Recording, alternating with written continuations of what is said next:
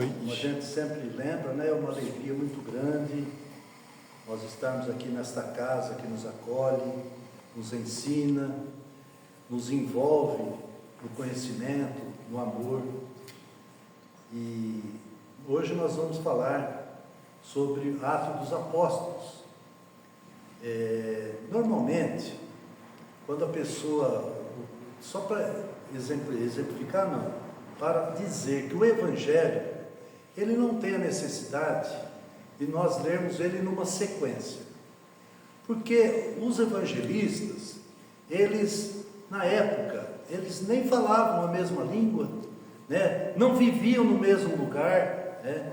Estiveram com Jesus, os evangelistas, só Mateus e João. O Evangelho de João foi quase 100 anos depois da crucificação de Jesus. Então, os textos que tem no Evangelho de Jesus, eles são textos anônimos, que foram feitos, então, apanhados e feito, então, catalogaram, né? Fizeram, então, um apanhado de mensagens, de escritos. Então, é daí que surge o Evangelho de Jesus, onde a doutrina espírita se baseia no Novo Testamento, no Evangelho de Jesus. João escreveu quase 100 anos depois da crucificação. O Atos dos Apóstolos é um capítulo à parte, porque ele é diferente, o Atos dos Apóstolos, porque ele não trata dos ensinos e nem da vida de Jesus. Ele é um capítulo à parte, mas ele fala o que? O Atos dos Apóstolos? Dos continuadores, aqueles que deram sequência, né, na obra cristã. Então nós vamos, o Atos dos Apóstolos, ele conta da ascensão de Jesus até quando Paulo foi libertado, quando estava preso em Roma. É esse período que Atos dos Apóstolos, que nós vamos falar, que está no Evangelho. E a gente pode se perguntar também, mas se não fala da vida de Jesus, por que está no Novo Testamento? Por quê? Porque ele nos traz os exemplos dos seguidores, dos apóstolos, tudo o que eles fizeram, o que eles viveram depois da ascensão de Jesus. E tem aqui uma curiosidade no Atos dos Apóstolos, que até o capítulo 16, o versículo 9, Lucas que escreve, ele citava assim, eles, deles, a experiência, ele citava sempre alguém, Paulo estava fazendo, o outro estava fazendo, né? E a partir do versículo 9, a partir do versículo 10, a gente vai perceber que Lucas muda totalmente. Ele passa a não falar deles, eles, mas ele passa a falar nós, né? E de uma maneira de falar. E no livro Paulo e Estevão, de Chico Xavier, está muito bem explicado tudo isso, o porquê acontece. Estavam fazendo uma viagem apostólica, Paulo, Silas e Timóteo, viajando e pregando o Evangelho. E eles estavam em Mísia, um lugarejo, estavam ali pregando e sem um outro rumo, uma outra... ficaram ali parados, tipo, o que nós vamos fazer agora? E o Paulo, naquela noite, ele dormiu e sonhou com um homem da Macedônia pedindo ajuda para ele. E ele, como ele descobre que é o homem da Macedônia, pelos trajes, que no sonho dele, ele sabia que era da Macedônia. E Paulo entendeu aquilo como um chamado, né? Chamado para ir à Macedônia, para ajudar alguém, aquela intuição, ele teve esse sonho. E ele entende, ele acorda, Paulo acorda e sai andando pelo lugarejo que estava, né, pelas lojinhas, né, pessoal. E ele, de repente, ele sai andando e fala que ele não tinha condições, eles não tinham dinheiro, e era uma viagem longa. E ele estava preocupado, como que eu vou para a Macedônia, nós não temos recurso nenhum. Ele falando ali com Silas, com Timóteo, e sem recurso, e a viagem era de barco, a pé ou com algum animal, né? E ele encontra, como que a gente pode falar? Por coincidência, ele encontra Lucas, né? E eles, Lucas e Paulo, eles já tinham trabalhado juntos e cada um seguiu o seu caminho. Paulo fala do seu plano, fala para o Lucas, ó, nós queremos, eu vou para Macedônia, recebi um chamado lá, eu sinto que é isso, mas não tem recurso nenhum para ir, não tenho como. Então Lucas fala para ele o seguinte, não se preocupa com isso, que eu vou financiar a viagem de vocês. Eu vou financiar vocês para essa empreitada que vocês têm que fazer. E Paulo falou, aceitou e convidou Lucas, falou, além de você nos bancar a viagem, vamos com a gente. Ele fala o seguinte, vamos trabalhar juntos, vamos falar de Jesus para as pessoas. Lucas pensa um pouco e topa seguir junto com eles. A partir daí, então, que muda. Que então Lucas passa a chamar nós vamos, não eles vão, eles foram, nós fomos, nós vamos. Então só para, é uma particularidade, né? Lucas era médico, super esclarecido, né? E passa então a fazer parte da comitiva de Paulo de Tarso. E vamos fazer só um parênteses para falar um pouco da conversão de Paulo. A gente lê por cima as situações e parece que isso aconteceu num passe de mágica. Parece que ele caiu do cavalo, ficou cego, Jesus curou e no outro dia ele estava em Jerusalém, aparentemente. Lendo os livros, parece que Saulo ficou cego, voltou a enxergar com a ajuda de Ananias e foi pregar o Evangelho de Jesus. Mas não foi tão simples assim, não foi simples, né? Primeiro ele ficou 3 dias, e primeiro então ele vai, onde ele vai? Na sinagoga. Ele era um doutor da lei, onde Paulo ia, era todo muito requisitado, ele foi muito preparado. Se pegar as escolas que frequentou, ele de família abastada, muita cultura, onde ele ia, era sempre, e ele chegou na sinagoga, foi rejeitado, porque aquela conversa que ele veio, mudou toda a história. Não, aqui não tem, foi expulso, foi lá bater na casa do pai dele, o pai dele é muito rico, a família também recusou, falou, não vai, não aceitamos, e repeliu.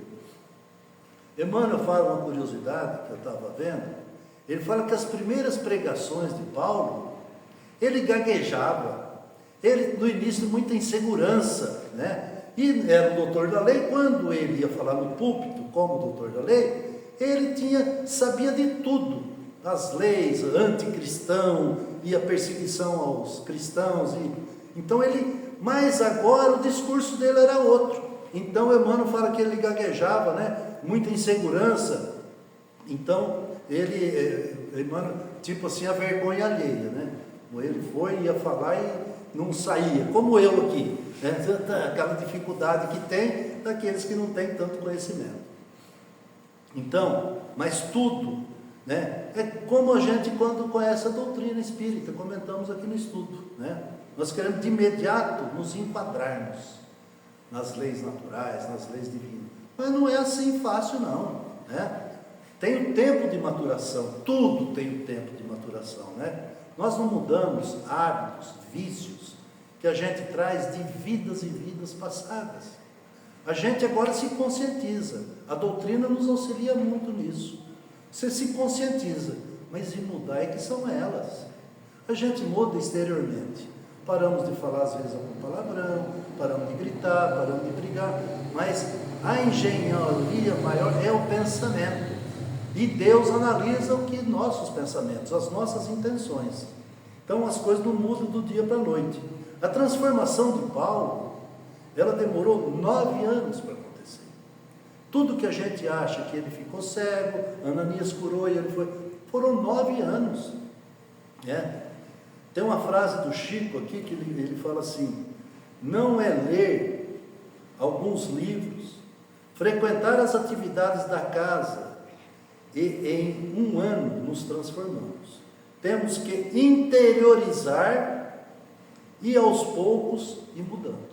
Interiorizar, sentimento, trazer para nós essa responsabilidade. Então, deserdado pelo pai, afastado pela comunidade que ele frequentava, ele tinha o quê? Ele tinha que aprender uma profissão para sobreviver, como todo mundo. E ele foi ser tecelão. Aí algumas perguntas, a pessoa pode falar, mas era um doutor da lei, uma potência de intelectualidade, vai ser tecelão? As pessoas às vezes pensam. Só que hoje é tudo industrializado, mas para ser um tecelão na época, a pessoa tinha que ter uma inteligência destacada. Até hoje existe, né, tapetes persas, feito fio a fio, é uma arte muito grande. Não é por uma máquina que solta 10 tapetes por dia. Demora às vezes anos para fazer um tapete, dependendo do tamanho e dependendo, eu não sei o nome que chama, mas de estar perto, de ser o mais resistente possível, né? A mesma coisa aconteceu com José, o pai de Jesus. Ah, mas é um carpinteiro? Para ser um carpinteiro na época, a pessoa tem que ser gabaritada. Não era qualquer um que conseguia fazer. Não, então era um trabalho artesanal muito grande. O Evangelho não nos convida para o afastamento da vida. Nos convida a vivenciá-lo onde quer que estejamos. Para seguir Jesus, não precisa perder contato com o mundo.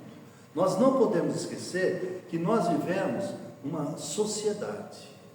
E a nossa vida é esse burilamento em contato com as pessoas. Não adianta querer mudar no pé ou no topo de uma montanha e ficar isolado. Nós temos que estar em contato com as pessoas, especialmente na família, e a gente aprendendo a lidar com todas as situações. Se afastar para um recolhimento, para uma reflexão, para uma oração, está tudo certo. Mas a gente se isolar fugindo do mundo é fugir do nosso próprio progresso, né? Mas vamos falar sobre a crucificação e a ascensão, que no primeiro capítulo do Atos dos Apóstolos chama Ascensão. Então imagina como que ficaram os apóstolos depois da ascensão sem Jesus, né? Sem o mestre, o guia, era a segurança deles. Jesus era o líder, eles iam e ficavam, tinha perseguição grande, mas Jesus estava lá, era ele que segurava, né? Eles tinham convicção, todos tinham, que na hora H, que alguma coisa, antes da crucificação, Jesus ia fazer alguma coisa. Todos os apóstolos tinham certeza, chegar na hora, Jesus vai tirar um coelho da cartola e vai, mais um milagre, mais alguma coisa vai fazer. 3 dias entre a crucificação e a ressurreição, deve ser os 3 dias que os apóstolos devem ter ficado numa situação muito complicada. Deve ter sido muito difícil para eles. Entre a crucificação e a ressurreição, deve ter sido os dias mais longos da vida desses apóstolos. Ele havia dito que voltaria no 3º dia. Jesus havia falado, né? Os apóstolos, os seguidores dele, desejavam muito que acontecesse isso, mas só eles. Aqueles que crucificaram ele injustamente, não estavam torcendo para que não acontecesse, enquanto os apóstolos, aqueles que já estavam convivendo com Cristo, estavam todos ansiosos. Aqueles que mandaram crucificá-lo, pelo amor de Deus, se ele voltar, como que vai ser, enfim, né? E eles ficaram na torcida para que Jesus não voltasse. Mas Jesus voltou no 3º dia. E sabemos que a primeira a estar com ele foi Maria de Madalena, ou Maria de Magdala, uma mulher. Ficou 40 dias com eles para reforçar a fé. Ele, depois da morte, no 3º dia, ressuscitou e ficou então 40 dias com a missão de fortalecer a fé dos seus apóstolos, dos seus seguidores, né? Que teriam uma missão que sabia que ia ser espinhosa.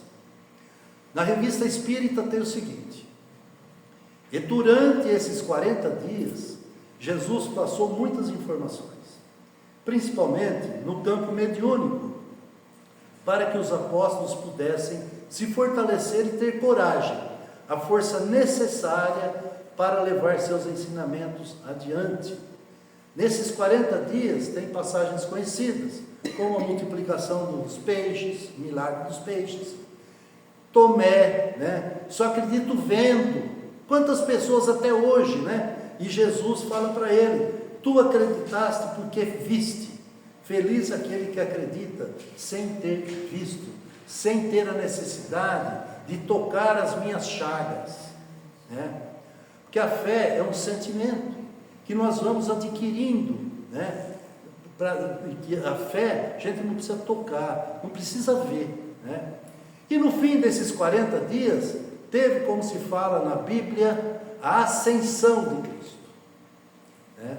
Então tivemos a crucificação, 3 dias depois a ressurreição, 40 dias Jesus ficou com os apóstolos passando informações. Pouco antes da ascensão, Jesus falou para ficarem juntos em Jerusalém, que ele enviaria sobre eles o Espírito Santo. A palavra Espírito Santo é a que é mais falada no Atos dos Apóstolos. Ficaram esperando então, como foi combinado, como Jesus, e tudo que Jesus falava, no 3º dia estava lá, e no 7º dia acontece o que chamamos dia de Pentecostes. Vale lembrar que durante esses 7 dias eles ficaram esperando um detalhe que não é detalhe não. Eles tiveram que escolher o 12º apóstolo, porque Judas não aguentou a pressão, o remorso, ele se suicidou, né? Ele não suportou o remorso nesses 7 dias. Jesus foi crucificado, Judas se suicidou, ficaram 11. E coube aos apóstolos arrumar o 12º para substituir Judas, né?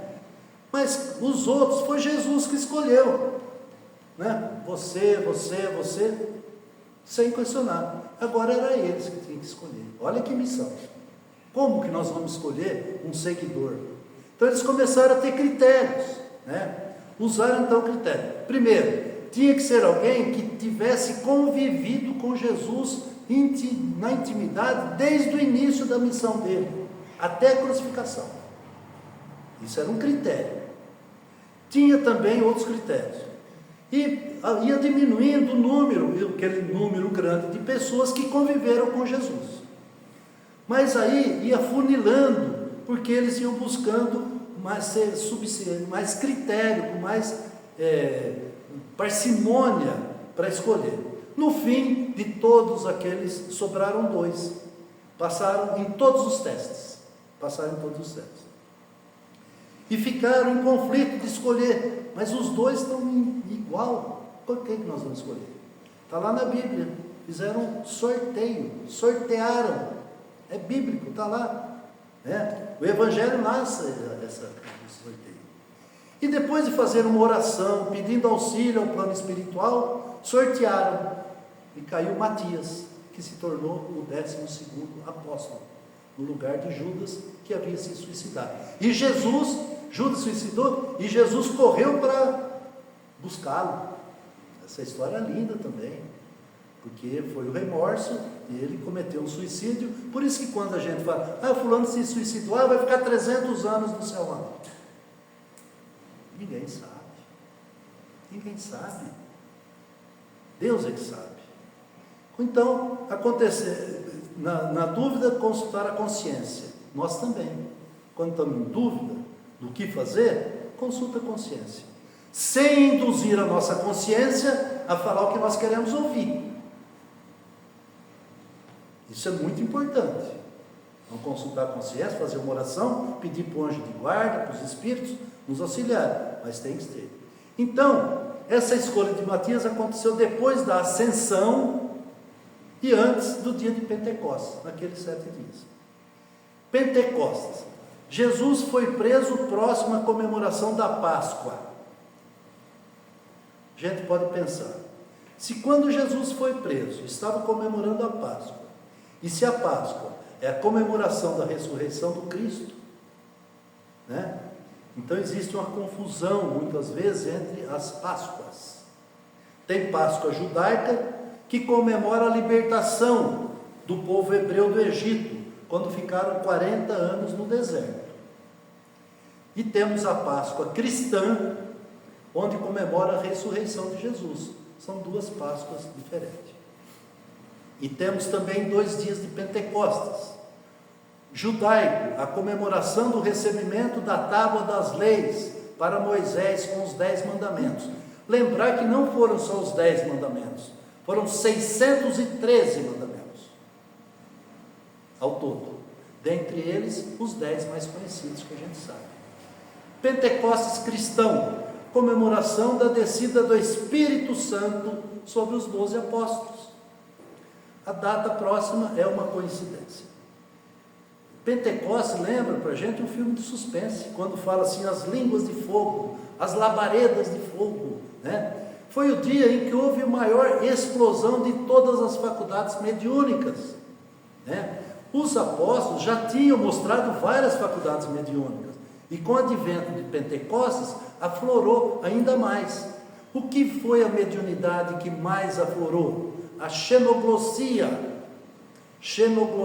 em especial, faculdade mediúnica que tem a capacidade de falar língua desconhecida para o médium.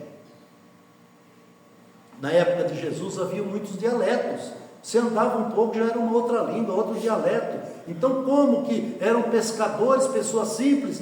Então com essa mediunidade eles chegavam e falavam a língua, como o Divaldo já falou em outras línguas sem ter conhecimento, em palestras em outros lugares do mundo, né?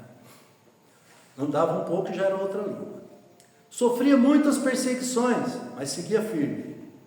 Então a intenção dos poderosos da época não era além de eliminar Jesus, que era o objetivo, eles queriam eliminar também os ensinamentos que ele já tinha deixado.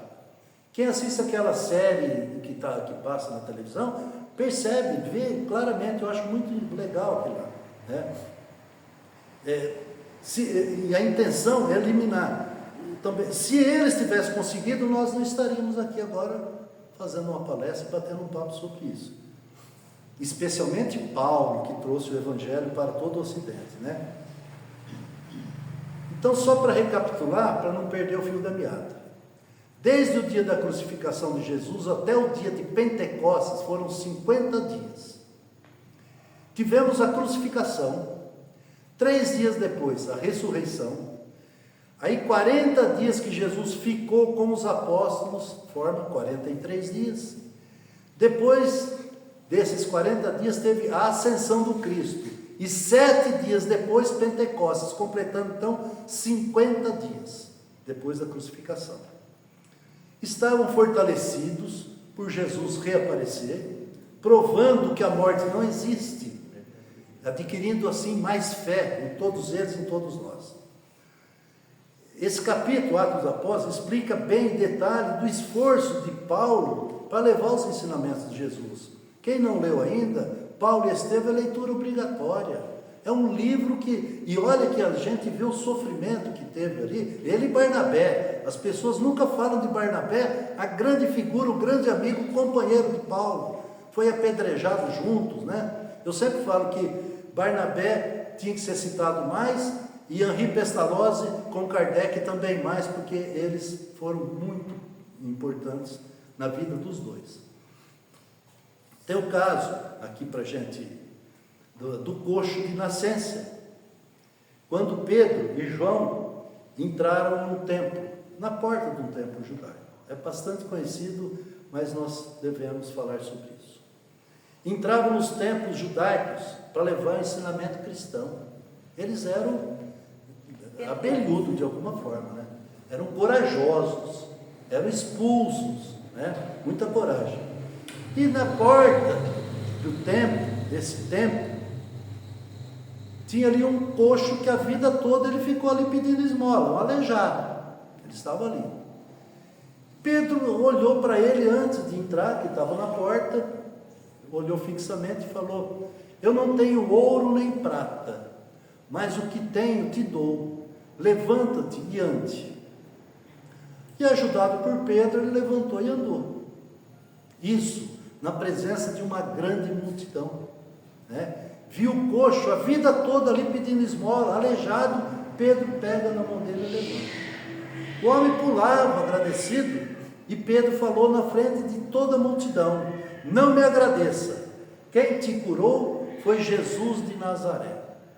Então a gente pode imaginar a situação na porta de um templo judaico, faz uma cura e fala que foi Jesus que curou no momento que estava efervescente, né? O que pode ter acontecido com Pedro? Foi preso na hora. E ele foi, isso foi numa tarde que aconteceu. No outro dia de manhã, o Sinédrio reuniu todos os poderosos, os mais importantes membros, para reunir, porque aquilo foi como uma bomba. Quando Jesus fazia as curas, então era focado em Jesus. Mas aí começaram os apóstolos, depois de Pentecostes, a fazer milagres corriqueiros também. Aquilo o pessoal, o Sinédrio, fica, mas como que pode? Nós eliminamos ele, mas e fica esse pessoal, né? Então não podia nem tocar no nome de Jesus. Imagina fazer uma cura e falar que foi Jesus que curou. Isso aí foi Aí colocaram Pedro e João no centro de uma sala. Lógico, foi preso, os dois estavam presos. E perguntaram para ele: vocês fizeram isso? Veio até nós que aconteceu isso, tudo. E eles: sim, senhor, foi exatamente isso que aconteceu. O veredito iria condenar os dois à morte, naturalmente, como acontecia com os cristãos da época, né? Mas tinha um complicador. Pedro tinha curado o coxo no meio de uma multidão. Aí veio um problema de Estado, né? Procura os governantes, né? Desde aquela época, a única coisa que preocupa os governantes é o povo na rua. Eu lembro que o Ulisses Guimarães falava, ele falava: político só tem medo de uma coisa, o povo na rua. O resto eles conseguem administrar, né? Aí ficou a dúvida: se soltamos dois, a gente está testando que Jesus curou, fez um milagre, curou o coxo. Se condenar, como todos viram que Pedro curou de fato, eles podiam se revoltar e eles poderiam perder o poder. Olha que sinuca de bico, como se fala, né? Aí o que eles fizeram? Eles resolveram dar uma prensa neles. Chamou os dois e falou: fazer com que vocês neguem que foi Jesus que curou e a gente solta vocês, né? Mas só se vocês negarem. Aí chamaram Pedro, que tinha feito o milagre, né? Chamou ele em particular e falou para ele o seguinte: se você negar, nós soltamos vocês. Mas se continuar afirmando que foi Jesus, nós vamos condenar os dois à morte. O que a gente faria? Fazia figa e falava: não fui eu? A gente tem que pensar nisso, a hora que é chamado a responsabilidade, o testemunho. Jesus fala: quem me negar diante dos homens, eu negarei diante do meu Pai que está no céu. Por quê? Nós estamos negar Cristo, negar a doutrina abençoada, espírita? Não tem. Nós temos não ter orgulho, mas ter sim reconhecimento de tudo que ela traz para nós. Lembrar que na época da crucificação, Pedro tinha negado Jesus 3 vezes. Agora, ele estava numa situação muito parecida da época da crucificação. Mas Pedro errou, como nós erramos sempre, teve o remorso muito grande e ele se arrependeu. A vida colocou ele numa situação parecida, quando ele negou Jesus 3 vezes, dando a ele uma nova oportunidade, como nós também temos sempre uma outra oportunidade, né? Escolher entre o certo e o errado novamente. Foi dado a ele e é dado a nós. Quando cometemos erro, o remorso vem, nós temos. Agora não importa só o remorso, o reparo seria cômodo, como algumas religiões. Você se arrependeu, está salvo, você confessou, está salvo, você reconhece que é isso, está salvo. Aqui não tem, aqui é um pouco diferente. Aqui nós vem mostrar que somos responsáveis por nossa vida. Somos responsáveis pelo que pensamos, falamos, fizemos. Então não tem. Desta vez, mesmo sabendo que ele ia ser condenado à morte, Pedro falou o seguinte: eu não posso negar. Não posso negar aquele que eu convivi. Não posso negar meu mestre. Foi Jesus de Nazaré que o curou. Mas mesmo com esse testemunho, resolveram dar uma surra nos dois e soltar. Essa passagem, ela serve para a gente refletir, para nunca desistirmos de nós mesmos. Pedro errou, porque muitos falam, mas Pedro estava ali, né, tão próximo, errou. Nós também temos tanto conhecimento e erramos, mas temos que reconhecer o erro, né? Nós temos que fazer para aquele erro, ele não reincida o tempo todo. E aqui, para encerrar, eu vou ler um trechinho da Folha Espírita que fala: as situações que acontecem na nossa vida são oportunidades para que possamos, através do nosso livre-arbítrio, optar entre o lado certo e o lado errado. E muitas vezes erramos novamente, mas surgirá, pela misericórdia divina, sempre outras oportunidades de arrependimento, de acerto, quantas vezes forem necessárias. Foi o caso de Pedro. Ligação com o Espiritismo. Assim como os primeiros cristãos foram convidados a viver o Evangelho na prática, nós, espíritas, também somos chamados a ser testemunhas de Jesus ainda nos dias de hoje. Muito obrigado a todos.